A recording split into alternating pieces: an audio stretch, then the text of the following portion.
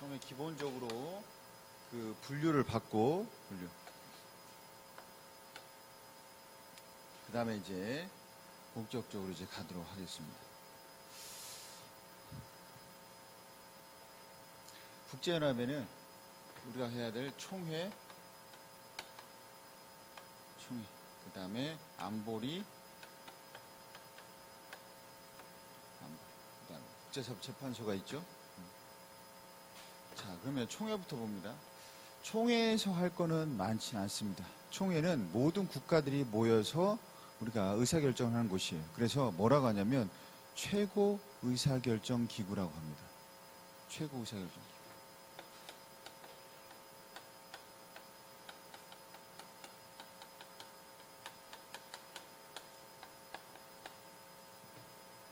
최고 의사결정 기구.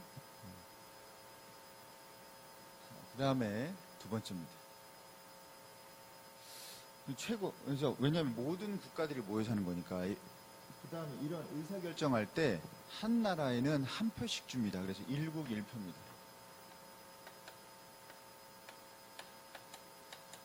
평등하죠? 네. 평등 선거죠. 선거의 원칙이지. 뭐 우리가 선거는 아니지만 우리가 투표할 때 평등하게 1국 1표씩 줍니다. 그 다음에 우리가 뭐 다양한 의사결정을 하는데 정족수는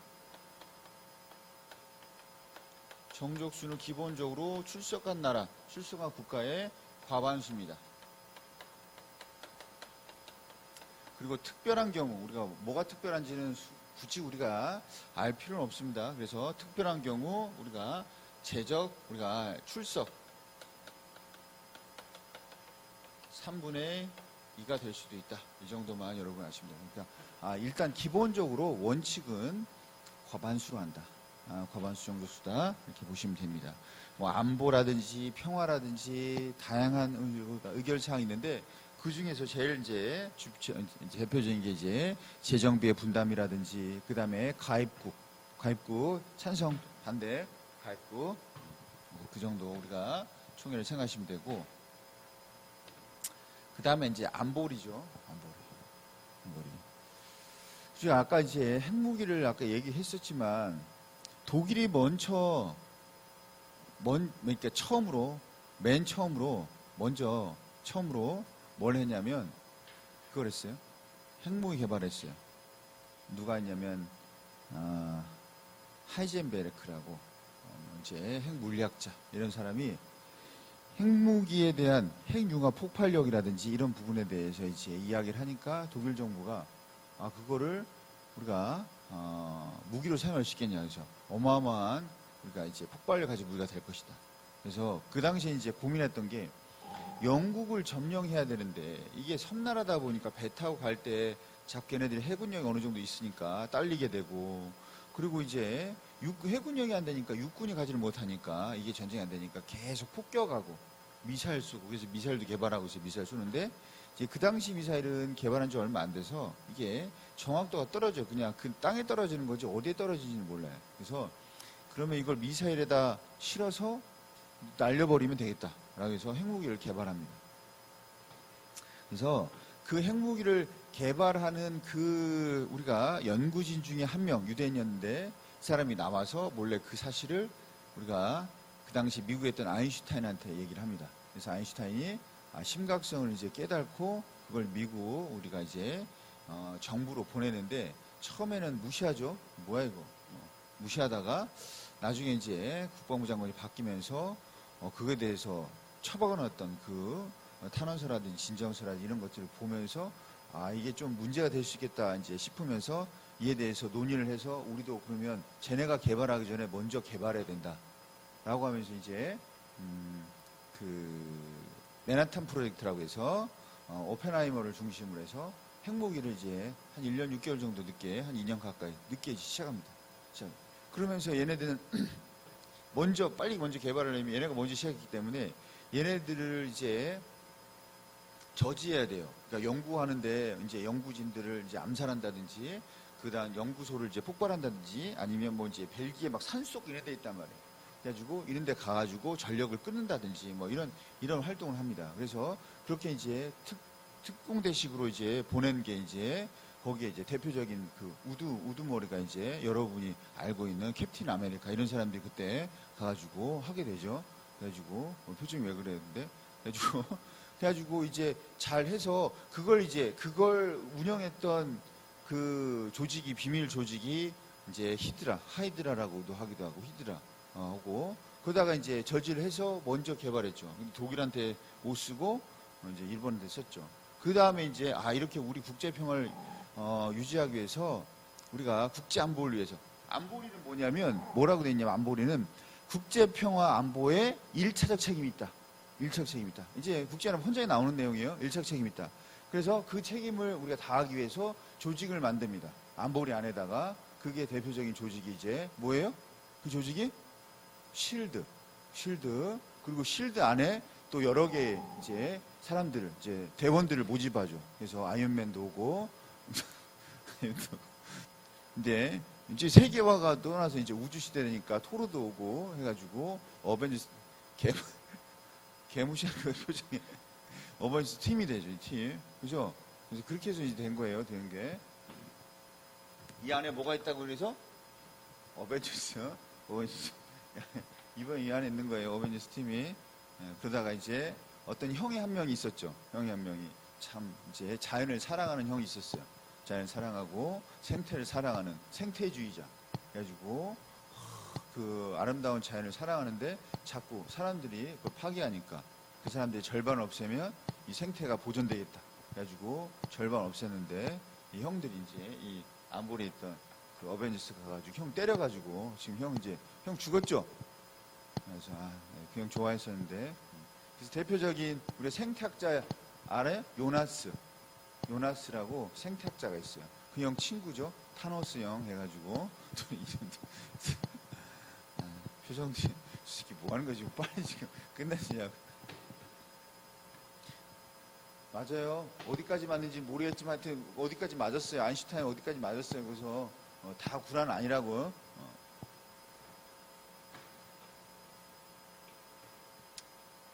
자, 안보리는 우리가 국제평화 안보의 1차적 책임을 집니다. 1차적 책임, 안보,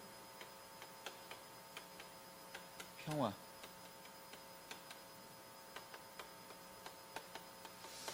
자, 안보리의 구성을 보면 상임이사국이 있고 비상임이사국이 있어요. 상임이사국은 5이고 비상임이사국은 10입니다. 자, 그런데 상임이사국은 미국, 영국, 프랑스, 중국, 러시아죠. 이렇게 승전국들. 근데 얘네들은 뭘 가지고 있냐면 거부권을 가지고 있어요. 거부권. 그리고 10개국은 임기는 2년이고 한 번 연임할 수 있어요. 그래서 매년 뽑습니다. 5개국씩. 10개니까 임기가 2년이니까 올해 5개, 내년에 5개. 그러면 그 내년에 또 5개가 끝나니까 내년에 5개 뽑고 그래서 계속 5개 국가씩 뽑는 거죠. 매년. 비상임사국. 그러니까 우리가 이제 대륙간 비를 이제 고려해서 비례해서 이제 뽑기도 하는데 이제 얘네들이 의사결정을 하는데 뭐라고 하냐면 얘네들을 실질적 의사결정 기구라고 합니다. 왜 이런 말을 쓰냐? 최고 의사결정기구가 있는데 왜 얘네는 실질적 의사결정기구냐? 사실 중요한 건 다 여기서 합니다. 중요한 거.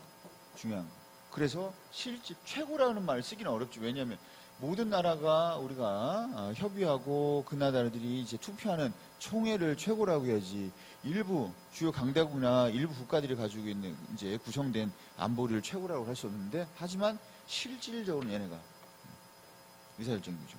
자, 정족수입니다. 정족수.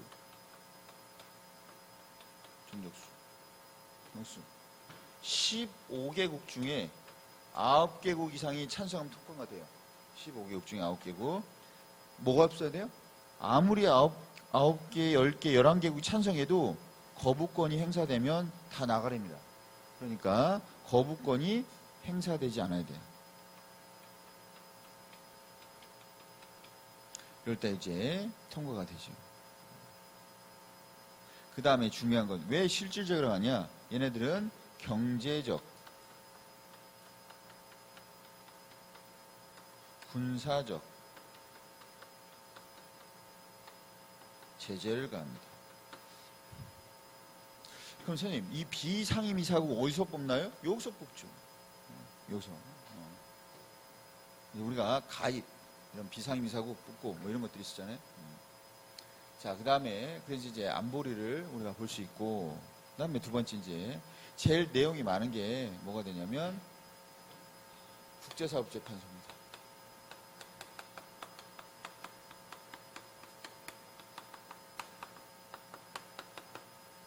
국제사법재판소. 자, 국제사법재판소는 기본적으로 이제 먼저 구성부터 봅니다. 구성은 15명의 재판관으로 되어 있습니다. 각 서로 다른 나라의 15명의 재판관으로 구성되어 있습니다. 그리고 과반수로 의결을 결정합니다. 과반.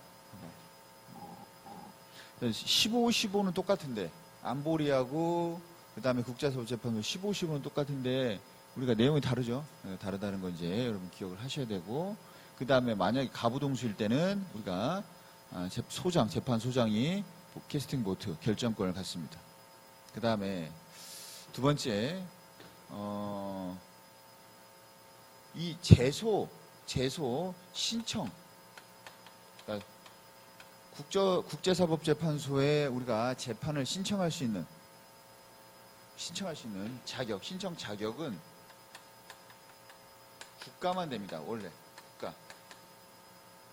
국제연합의 가맹국, 가맹. 그런데 일정한 제한을 두고 비가맹국도 할 수 있기 때문에 그냥 모든 국가라고 생각하시면 돼요.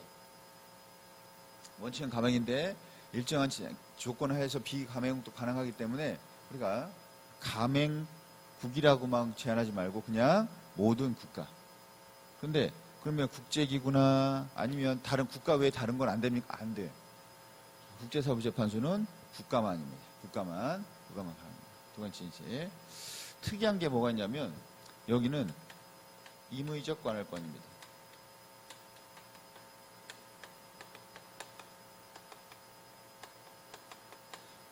그러면 이거와 반대되는 게 강제적 관할권입니다. 우리나라 법원이나 모든 나라의 법원은 강제적 관할권입니다. 그럼 강제적 관할권이 뭡니까? 누군가 소를 제기하죠. 그럼 법원이 그 상대방을 불러 안 불러요? 강제로 부르죠. 내가 민사소송 제기한단 말이야, 이 사람한테. 그러면 민사소송을 제기하잖아. 그럼 법원이 그거 복사본을 얘한테 날려서 야, 답변서 보내고 언제까지 너 그걸 보내라 라고 강제한단 말이야. 강제한다고. 그래서 안 보내잖아? 그럼 너 자꾸 안 보내면 선고해버린다. 언제까지 가져와라. 그래서 안 하면 그냥 인정을 해서 우리가 자백한 걸로 선고해버리죠. 그러면 얘가 그래서 거부한다. 그럼 어떻게 돼요? 일정한 거부 절차 있게 하지만 그 시간 내에 거부 절차를 또 안 하게 되면 얘는 뭐 해야 돼? 인정한 거니까 판결 끝난 거고. 싫어도 갚아야죠. 안 갚으면 강제 집행해버릴 수 있죠. 누가 고소했어요. 고소하면 강제적으로 조사 시작하죠. 그래서 피해자 조사 시작합니다. 우리가 그런데 임의적 관할권은 뭐냐면 임의라는 건 뭐냐면 내 자유란 얘기, 자유. 나의 의지대로, 내 의지에 의해서. 이게 무슨 말이냐? 함부로 강제가 안 된다는 얘기. 그럼 재판하려면 어떻게 해야 돼요? 재판의 당사국이 모두 합의해서, 동의해서 재판을 신청해야 돼요. 예를 들어서 독도다. 일본은 국제사법재판소에 제소하고자 하죠. 제소하고 싶어요. 근데 제소가 안 돼. 왜? 그러면 우리나라도 거기에 동의해야 되거든. 같이 가야 재판을 해줘요. 한쪽이 간다고 해서 강제적으로 걔를 끌어들이지 못하고 같이 가야 자율적으로 지네가 와야 해줍니다. 그때서야 이제 해주게 돼요. 모두 합의돼서. 근데 우리는 안 가지. 왜? 왜 안 가? 가봐야 손해지. 만약에 이거 일본 땅이 돼버리면 어떻게 돼? 그거는 진짜 역사에 길이 남을 병신으로 남는 거 아니에요, 진짜. 거의 매국노식으로. 그래서 안 하죠. 안 합니다. 그래서 임의적 관할권은 그 당사국들 모두 강제할 수가 없어요. 그래서 당사국 모두 합의해야지 동의해야 재판이 시작됩니다.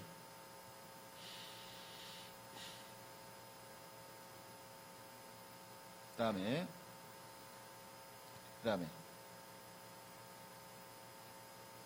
다음에 뭐냐면 우리가 판결입니다. 판결에 대해서 법적 구속력이 그러니까 당연히 있죠. 법적 구속력, 왜 판결인데 법적 구속력 당연히 있습니다. 그런데 문제는 구속력은 있는데 뭐가 없냐면 강제 집행 수단이 없어요.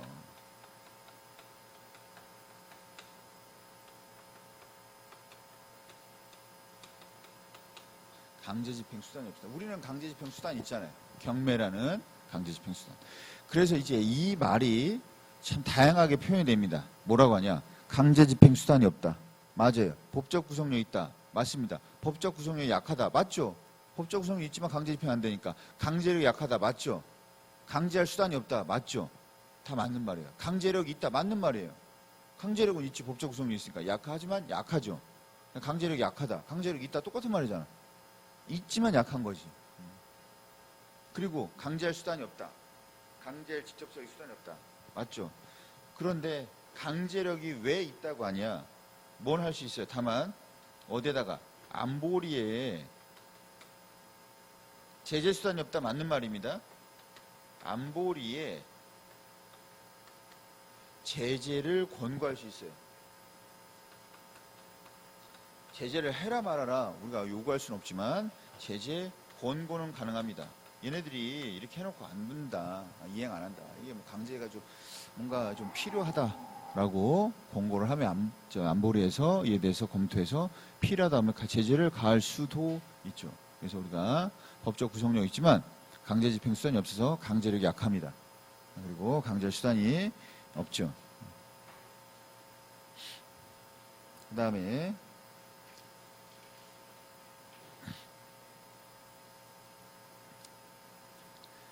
또 뭐 하나가 있냐면 이거는 이제 재판 말고 국제기구나 국제연합이죠. 그래서 뭘 요구하냐면 우리가 어떤 의견을 요청합니다. 이건 어떻게 되나요? 이거 맞는 건가요? 이런 식으로 의견을 요청합니다. 요청하면 이에 대해서 요청하게 되면 이에 대해서 뭐 하게 되면 권고적 의견을 내놓을 수 있습니다. 권고.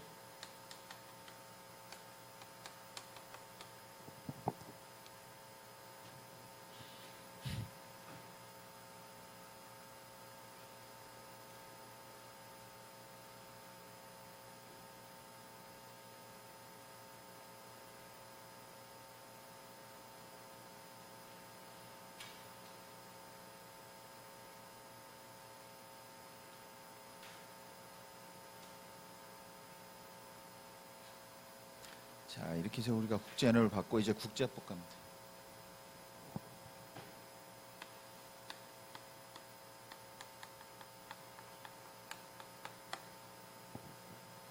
이제 우리가 국제법의 법원이 됩니다. 자, 국제법의 법원은 뭐냐면 국제법의 내용이 뭐가 있냐 이런 거죠. 국제법의 내용. 국제법의 근거가 뭐냐, 국제법은 뭐가 있냐, 어떤 게 있냐, 어떤 근거로 우리가 재판하냐. 그러면 법원은 우리가 재판한 법원이 아니고 원천 얘기하는 거예요. 국제법의 원천이 뭐가 있냐. 국제법에는 조약이 있다.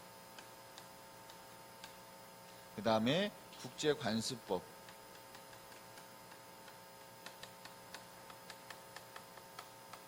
그 다음에 국제법 일반 원칙,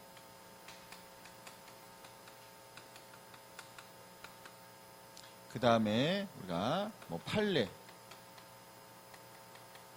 그 다음에 뭐 학설, 뭐 국제법 헌장, 자, 다양한 내용들이 있습니다. 우리가 국제사법재판소에서 국제법에 근거해서 재판을 하는데 뭐 마찬가지 재판은 우리나라 법원도 마찬가지고 형법은 간단하죠. 형법은 간단해. 왜? 없으면 만약에 그 행위에 대한 범죄가 규정되어 있지 않으면 무죄지 그냥 무죄. 근데 민사는 누가 옳다 누가 잘못됐다 그리고 누구에게 어떤 책임이 있다는 걸 결정해 주잖아요. 민사가 있는데 둘이 싸웠어.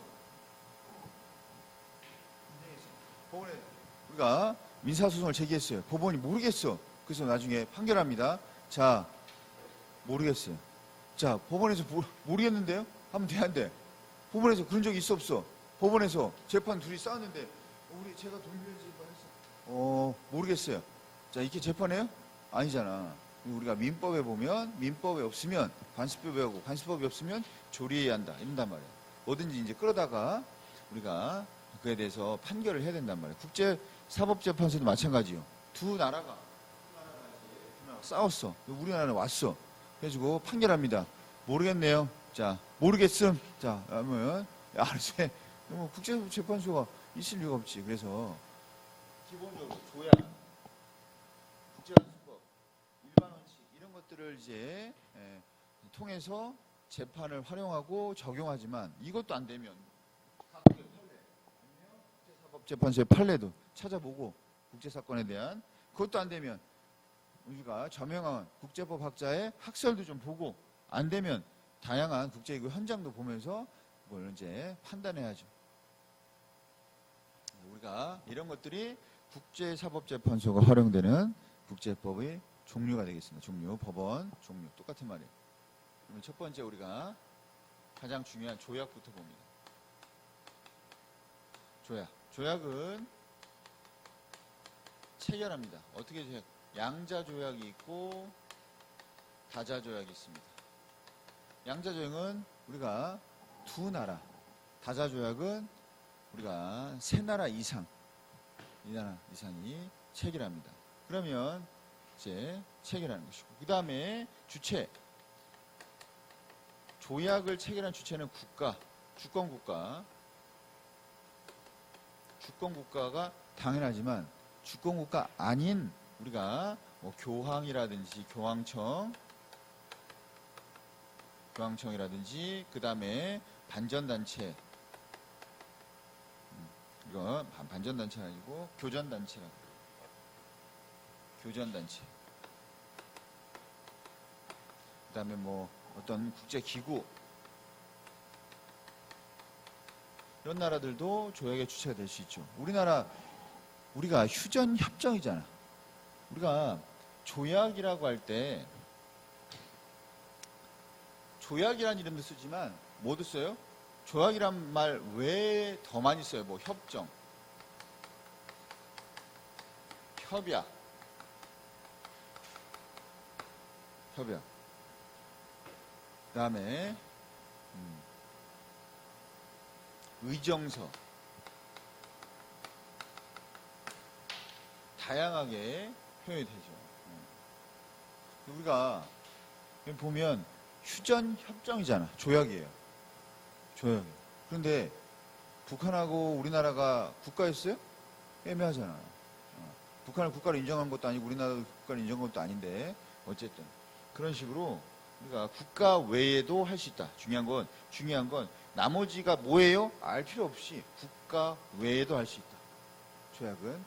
근데 여기서는 국제사법재판소는 뭐예요? 재판은 누구만 할 수 있다? 국가만 할 수 있다. 서로 비교돼서 우리가 봐야 될 부분입니다. 그 다음에 이런 것들이 있어요. 가끔 이제 제시문에 나오는 건데 성명서, 그 다음에 신사협정, 이런 것들은 얘는 조약이 아니에요. 왜? 그냥 선언한 거야. 우리 친하게 지내자. 우리 잘해보기로 했어. 그래서 뭐냐면 기본적으로 조약은 법이에요. 법. 구속력을 가지고 있다고. 근데 구속력이 없어. 그냥 앞으로 잘해보자 이게. 자, 그럼 체결 절차입니다.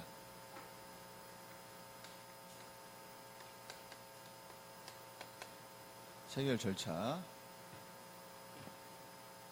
체결 절차인데 뭐냐면 첫 번째, 우리가 조약을 체결하고 비준하는 건 누구만 할 수 있어요? 대통령. 체결권은 대통령만, only 대통령만 가지고 있습니다.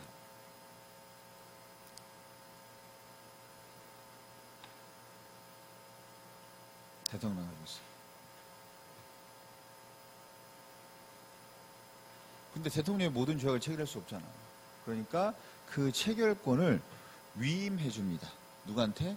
전권위원이라고 해서 그걸 뭐 이제 뭐 외교부 장관이든 아니면 무슨 뭐 경제 특사든 누구에게 그걸 위임해 주면 그 전권위원이 그걸 체결하겠죠.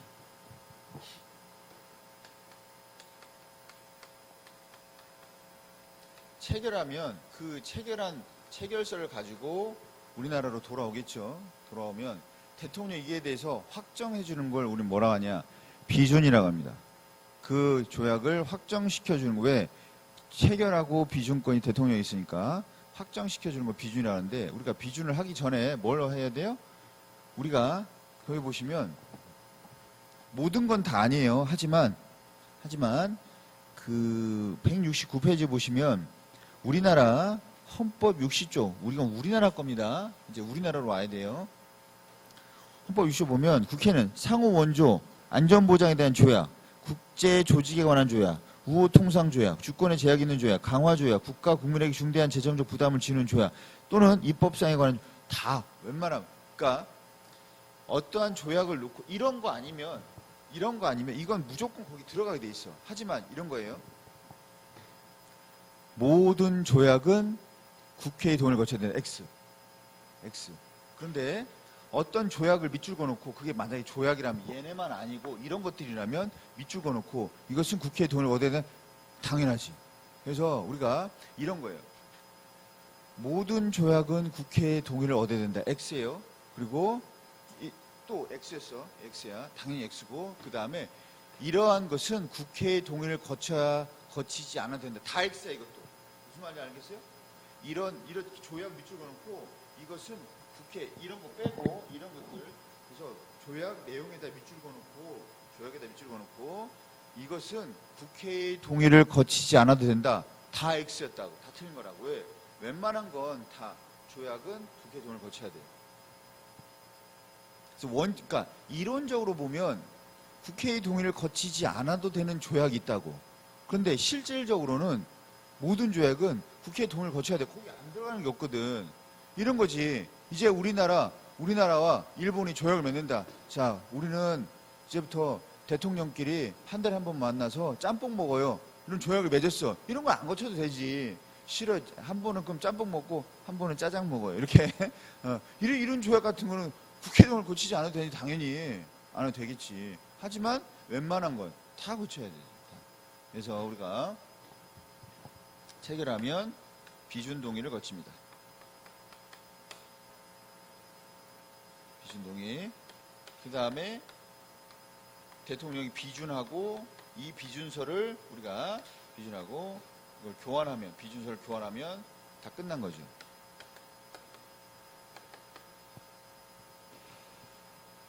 자, 특징입니다. 당연히 얘는 법이라서 법적 구속력은 있습니다.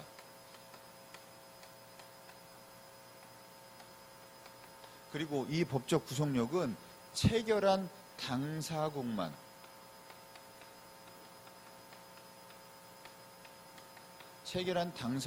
구속합니다. 그런데 얘도 제가 똑같이 강제 집행 수단이 없어요. 왜? 행정부가 없잖아, 국제사회는.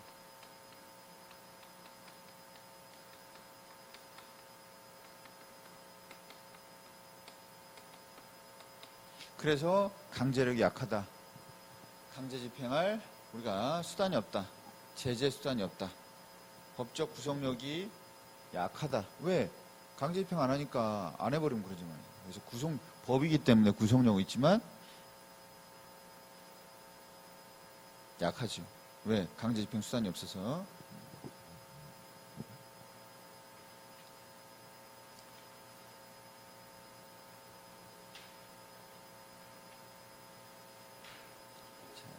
그 다음에 두 번째 국제관습법입니다.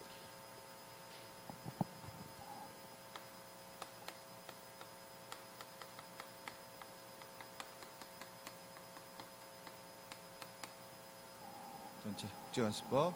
우리가 국제관습법은 뭐냐면 국제사회에서 통용되는 관행이 국제에서 통용되는 관행 이것이 국제사회 법적 승인을 받습니다. 법적 승인을 받아요. 그래서 이제 법으로서 인정합니다. 국제법이 된 거죠.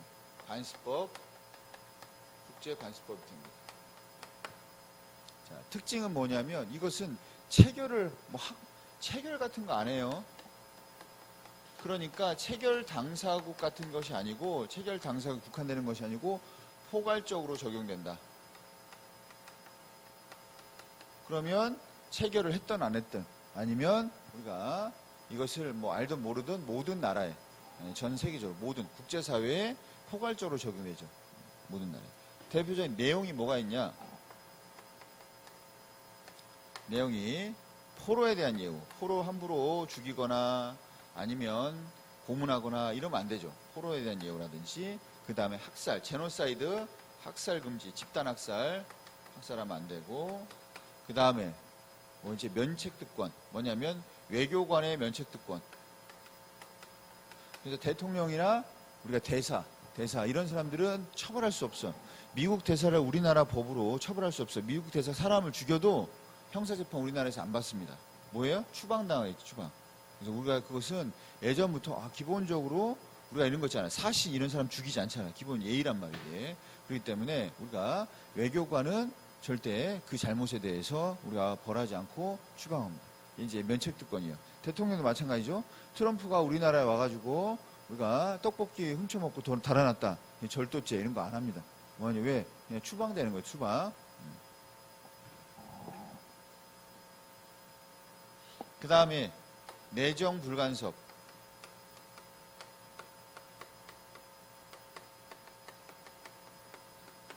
내정 불간섭.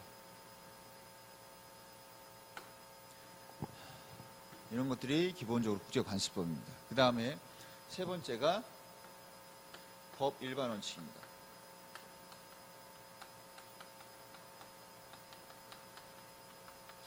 법 일반 원칙. 법 일반 원칙은 뭐냐면 국제법 일반 원칙이야. 그러니까 우리가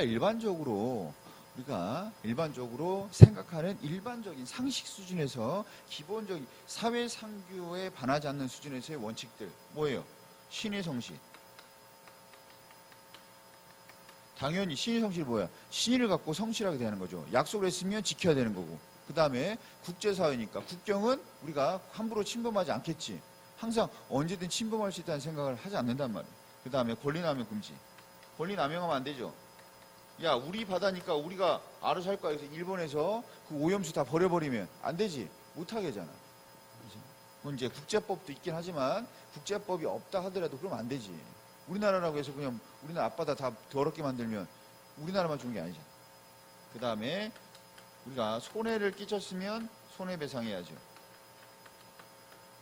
자, 이렇게 있습니다.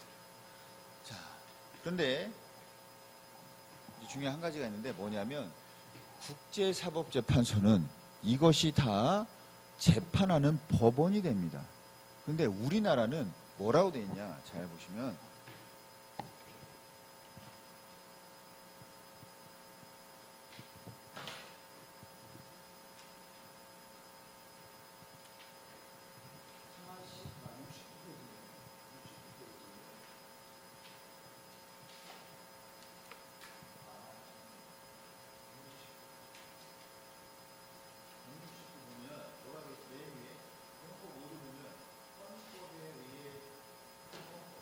헌법에 의해 체결 공포된 조약과 일반적으로 승인된 국제법규는 법률과 동일한 효력을 갖는다. 이렇게 얘기했어요.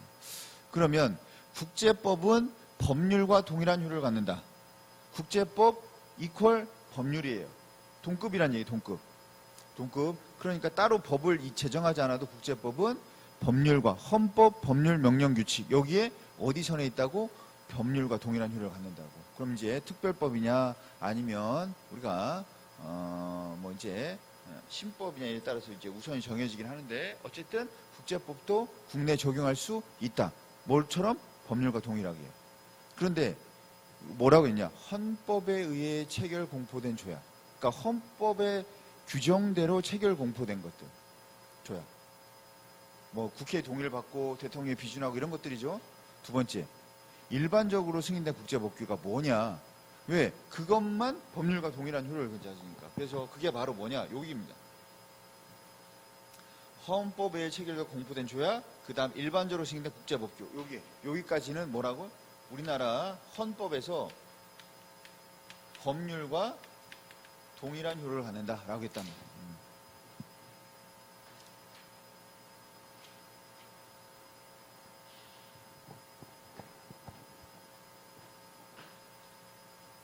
자, 그 다음에 이제 172페이지 오면 국제법의 적용과 외교 나옵니다.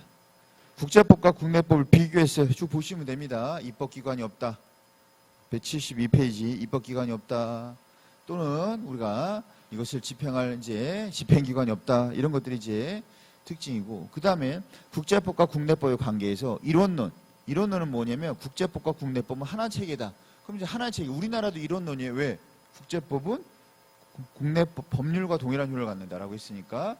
다만 이제 이랬을 때 위치를 어디에 둘 거냐? 우리는 법률에다 뒀고 어떤 나라는 법률 밑에다 둘 수도 있고 다양한 이제 위치 선정이 있겠죠. 그래서 국내법이든 국제법이든 하나의 법체계다. 그런 여기서의 가장 이제 특징은 뭐냐면 국제법을 국내에 바로 적용할 수 있다. 이 얘기예요. 그럼 이원론은 국제법과 국내법은 체계적으로 다른 거다.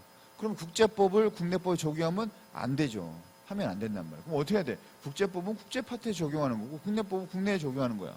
그럼 국제법을 국내법에 적용할 수 있나? 없지. 어떻게 해야 돼? 적용하려면 다시 입법해야지. 법을 제정하러 개정해야지. 자, 그런 차원에서 여러분 이해를 하셔야 되고 뒤에 외교 가면 딱 하나만 아시면 됩니다. 뭐냐? 1973년에 있었던 6.23 선언. 문호 개방.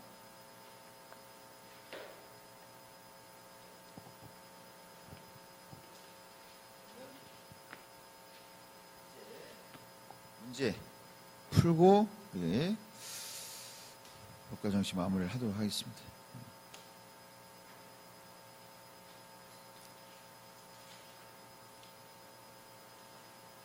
자.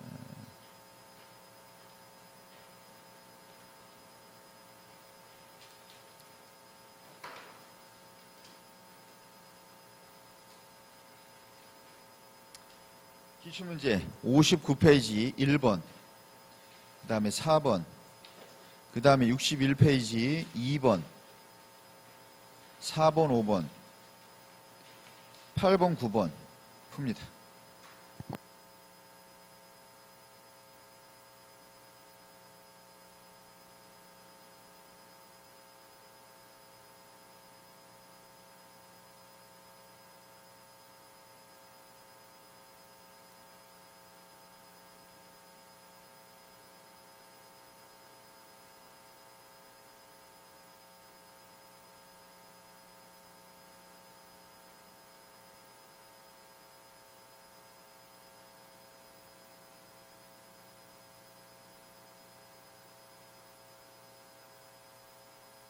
국제사를 바라보는 관점 다 보시면 보편적인 가치나 질서에서 지배되는 것이 아니라 권력, 힘의 논리, 자유주의고 두 번째는 현실주의고 두 번째는 자유주의죠.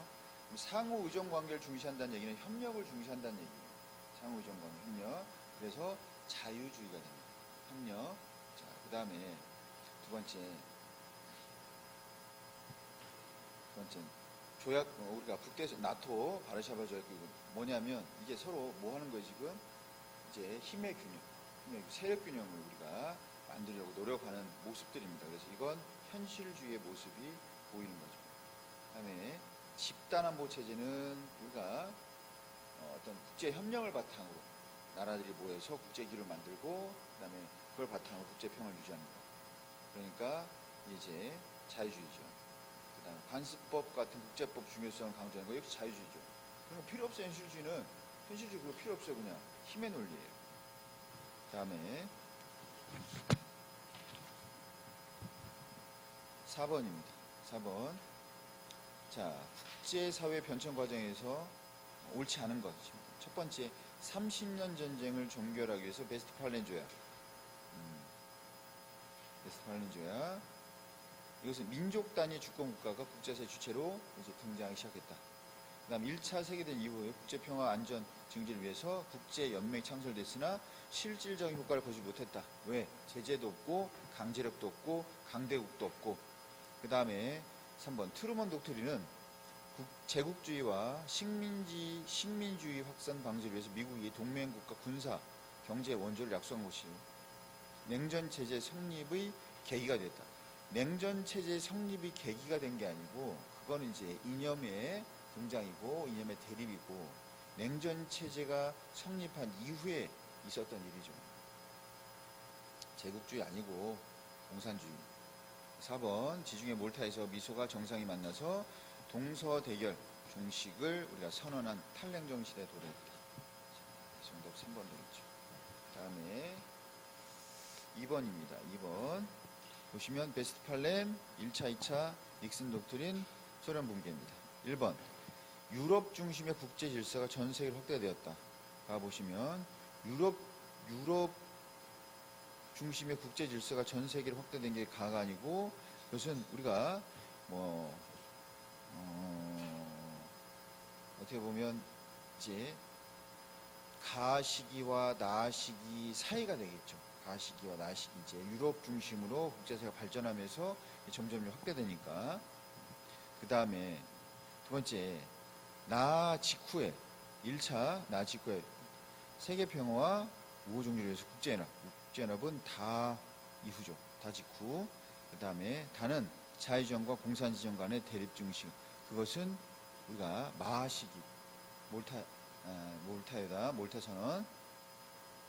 그 다음에 라 시기는 냉전이 완화되는 시기였습니다. 그래서 이후에 식민지 확보 경쟁으로 강대국 간 대립이 심화되었다. 이것은 언제예요? 나 시기 배경이 됩니다. 나의 배경이 돼요. 1차 세계대전의 배경이 됩니다. 4번은. 자, 그 다음에 5번. 마 이후에 국제사회는 실리추구 다극체제가 됩니다. 다극체제. 정답 5번 보시면 되고. 그 다음에 4번입니다. 가는 교토의정서 조약입니다. 그 다음에 나는 제3세기에 등장했고 교토의정서는 언제 등장했냐면 환경에 대한 문제니까 여러 나라들이 환경에 대해서 이제 이념을 떠나서 환경에 대해 생각하자. 이거 90년대죠. 그런데 이후에 그 다음 73년 그러면 우리가 제3세기 73년 그럼 이거 다 지금 어떻게 보면 우리가 좀 완화되는 시기 이후에 70년대 이후에 일어난 어떤 일들이 됩니다. 그러면 첫 번째 가는 환경 문제에 대한 국제 공조의 이해가 되겠죠. 그 다음에 두 번째입니다. 두 번째 나를 계기로 국제연맹이 해체되고 국제연합이 나가 뭐냐면 공산진영이 다원화되고 비동맹 중립노선 제3세계 이게 뭐냐면 냉전의 완화 시기 60년대 말부터 70년대까지 그 다음에 그러니까 이게 국제연맹이 해체되고 국제연합이 창설되는 것은 2차 세계대전이니까 그 다음에 디귿입니다. 달을 통해서 한국은 비적대적 공산국가의 문을 개방했다. 이게 바로 뭐예요? 6.23 선언이죠. 그 다음에 가나다 냉전체제 종식 이후의 일이 아니고 냉전체제 이후는 가만 해당됩니다. 가나. 그 다음에 나하고 다는 냉전체제 종식 이전이죠. 89년에 몰타가 있었으니까 그 전에 다가 있었고 가는 그 이유가 됩니다. 정답 1번 가시면 되고 5번입니다. 자, 쭉 나와 있습니다. 우리가 주요 기구들이 기억 5개의 상임이사국과 10개의 비상임이사국으로 구성된 최고 의결 기관이에요. 최고란 말은 총에다 써야죠. 실질적 의결기구. 2번, 니은에서 회원국은 국가별 재정 부담액에 따라서 차등적 투표권이 있다. 1국 1표라고 했습니다. 지금까지도 차등 투표를 하는 건 IMF는 그러니까 출자금에 따라서 투표권을 줍니다. 그 다음에 3번, 디귿은 원칙적으로 당사국 쌍방의 합의, 이게 바로 뭐예요? 임의적 관할권이죠. 임의적 관할권. 그 다음에 4번, 리을 국제 지역 분쟁 당석에 대해서 평화 유지 공고, 경제 제재, 이거 안보리죠.